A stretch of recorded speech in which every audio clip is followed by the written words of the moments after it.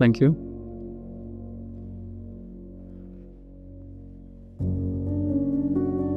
मैं साहब इस पे साइन कर लिया।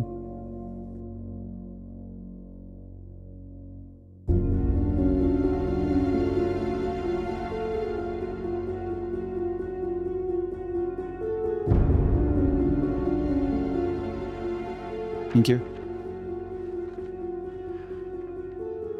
मुबारक हो आप दोनों को, आप दोनों का मसला हल हो गया है।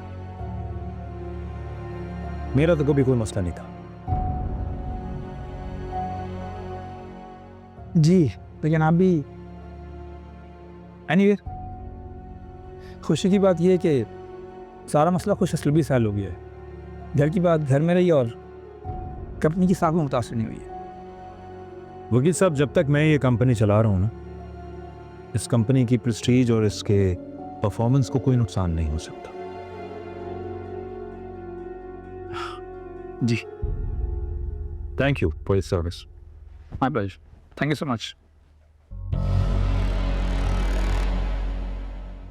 सज्जल, तुम ये ऑफिस कब खाली कर रही हो? एक्चुअली मुझे कुछ नया स्टाफ हायर करना है, तो तुम्हारा रूम यूटिलाइज हो जाएगा। मैं कहीं नहीं जा रही हूँ नवीद। जब तक अहमद के शेयर्स हैं इस कंपनी में, मैं ऑफिस आती रहूंगी। अच्छा, तुम्हें पता है मैं अहमद के शेयर्स यूं खरीद सकता हूँ?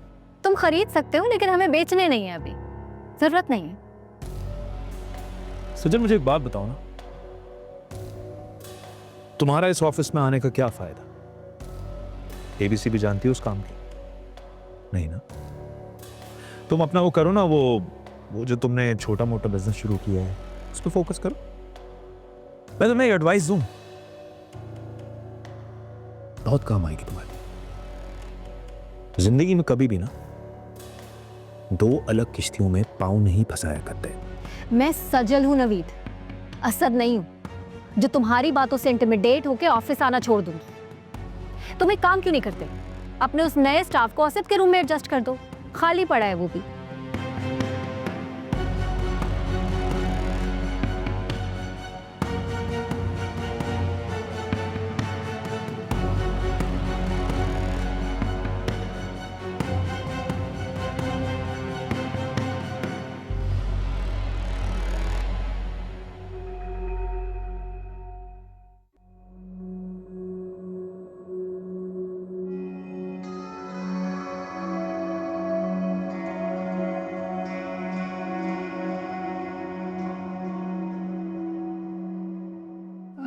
बुशरा, वो कुछ चाहिए बेगम साहब आपको?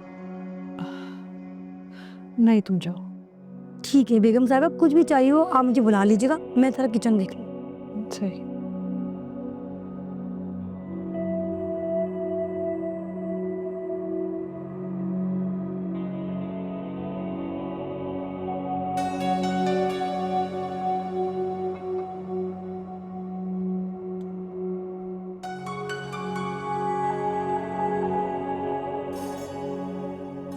बुशरा, जूस का कहा था मैंने?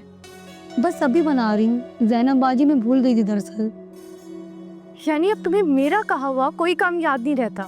ऐसी बात नहीं है, सुबह से आज बहुत काम था और फिर बेगम साहिबा का सुबह से मैं ही ख्याल रख रही थी। आप चलें, बस 10 मिनट में भी जूस लेकर आती हूँ।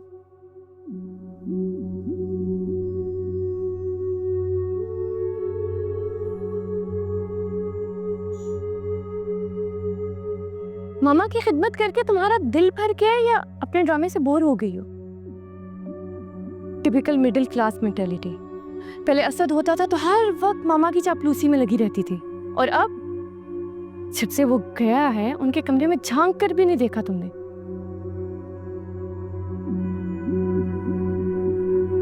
ड्रामेबाज औरत।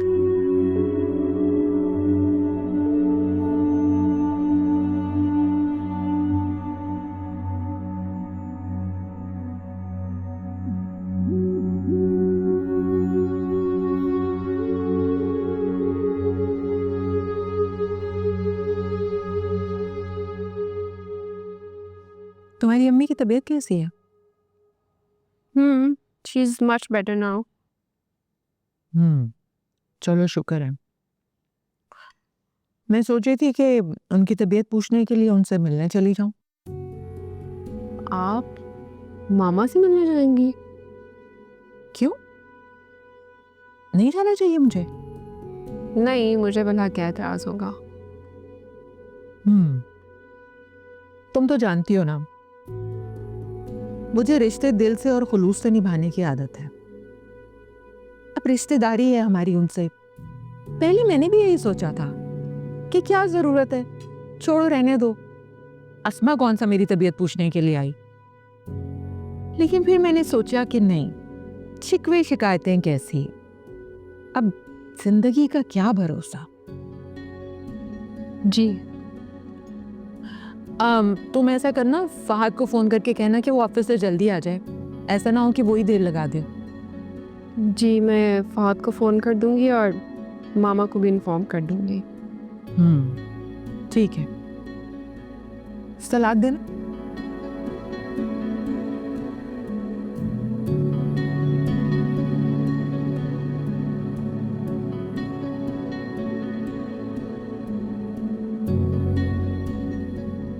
हाय मॉम, क्या हो रहा है? कुछ नहीं, ऐसे ही बोर हो रही थी।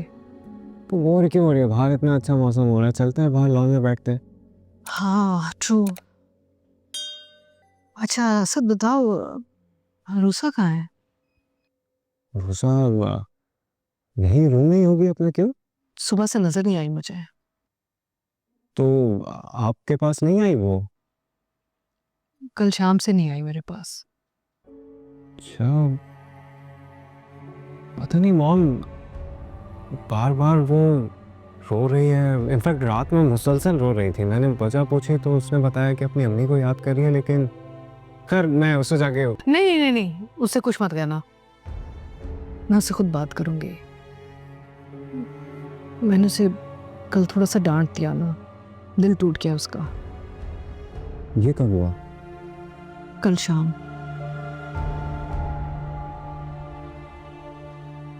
वो दरअसल रूसा और जैनब एक दूसरे में टक्कर गई। जैनब गिरने वाली थी ना, तो घबराहट में ना रूसा को डांट दिया। आई डिडंट मीन टू बेटा। लेकिन मॉम, आपको उसको डांटना नहीं चाहिए था। It could be by mistake, in fact it must be by mistake. कोई बाय मिस्टेक नहीं हुआ था। समझ आ रही मेरी बात? रूसा ने जानबूझ के धक्का मारा है उसको। नहीं नहीं बेटा, जानबूझ के धक्का नहीं मारा, बेध्यानी में टक्कर गई थी दोनों। मुझे पूरा भरोसा है कि रूसा जैनब को कोई नुकसान नहीं पहुंचाएगी। मुझे बिल्कुल भरोसा नहीं है उसके ऊपर। भाई, हाँ क्या? नहीं वो क्या? Just stop doing this. मेरी बात सुनो, ये पहली और आखिरी दफा हो रहा है। अगर ये दोबारा हुआ और मेरे बच्चे को किसी ने नुकसान वो बच्चा जितना अहम तुम्हें है, हमें भी है बेटा। कैसी बातें कर रहे हो, तुम्हारा भाई है वो। प्लीज ट्रस्ट अस, कुछ नहीं होगा इंशाल्लाह, रिलैक्स। समझा दीजिएगा इसको।